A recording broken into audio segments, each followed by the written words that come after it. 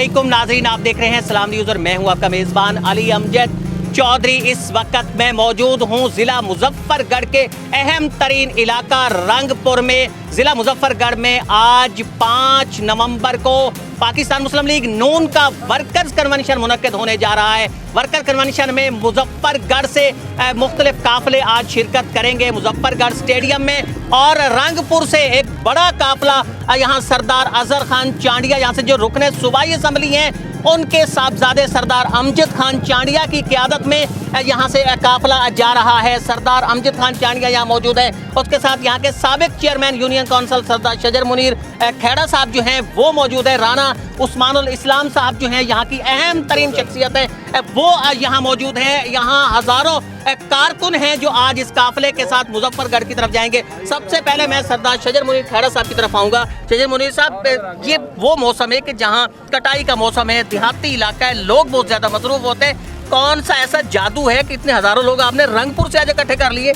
बिस्मिल्लाहिर्रहमानिर्रहीम, अस्सलाम वालेकुम। भाईजान, जादू नहीं है, ये इमरान खान का जुल्म है। ये हमारा इलाका गरीब इलाका है, हमारा इलाका पे या पाकिस्तान की आवाम पे जुल्म है। चीनी को देख लें, दवाई को देख लें, कोई गरीब आदमी नहीं अफोर्ड कर सकता। जो महंगाई इमरान खान के दौर में हुई है, यही मियाँ नवाज़ शरीफ के दौर में चीनी 50-55 रुपए किलो थी। दवाई जो है अब 200% बढ़ा दी गई है, जो कि 10 रुपए की गोली 30 रुपए में मिल रही है। गरीब कहाँ जाए? इमरान खान साहब तो कह रहे हैं कि बड़ी सस्ती होने चली हैं चीज़ें, सारी चीज़ें सस्ती। ये आपके सामने है, मीडिया वाले से कोई चीज़ ओझल तो नहीं है। बाकी रहेगी क्या बात, ये भाई हमारे बुजुर्ग सरदार अजहर अब्बास खान चांडिया पहले भी मुस्लिम लीग से थे। मेरे भाई अमजद अब्बास खान चेयरमैन भी हमारे साथ मुस्लिम लीग नून से कामयाब हुए थे। अब भी मुस्लिम लीग नून में हैं और हम सब इनके साथ हैं और मुस्लिम लीग नून के साथ हैं।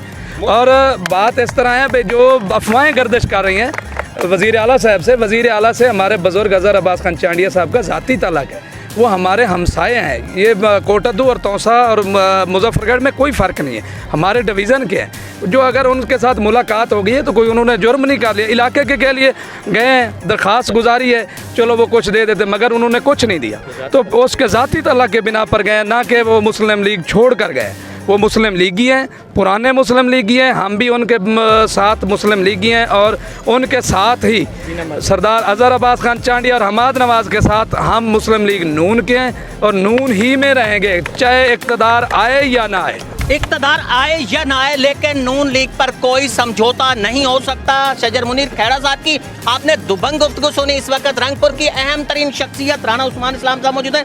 राना साहब, ये इतने आपने देखा कि आपके पास भी एक बड़ा काफ़िला था, ये सारा इतना बड़ा काफ़िला जिसके अंदर सैकड़ों गाड़ियां हैं इस वक्त, इस दौर के अंदर कैसे इकट्ठी हो गई? लोग बड़े मसरूफ़ होते हैं। बिस्मिल्लाहिर्रहमानिर्रहीम। ये जी लोगों के अपने जज्बात हैं, महंगाई बेरोज़गारी के सताए हुए ये लोग हैं, तो इसलिए मेरे ख्याल में लोग जो है ना, आप देख रहे हैं नवाज शरीफ की शक्ल में कि कोई आए लीडर ऐसा कि मतलब ये महंगाई का जो जिन है ये काबू किया जाए, बेरोज़गारी। बाकी जैसे भाई ने बताया कि मेडिसन के आपके सामने हालात, आटा हर चीज़ महंगी है, तो इसीलिए ना ही कोई रोज़गार है लोगों के पास और ना ही मतलब खाने के लिए कुछ ऐसा है कि बंदा जो है ना वो अपना आराम से कुछ कर सके। आजकल के दौर में सर्वाइव करना बहुत मुश्किल हो चुका है, इसलिए लोग मेन जो मैं समझता हूँ वो बेरोज़गारी और महंगाई की वजह से ही लोग निकल रहे हैं। साबिक चेयरमैन यूनियन काउंसिल है, उसके साथ यहाँ से रुकने सूबाई असम्बली सरदार अजहर खान चांडिया के साहबजादे सरदार अमजद खान चांडिया यहाँ मौजूद है।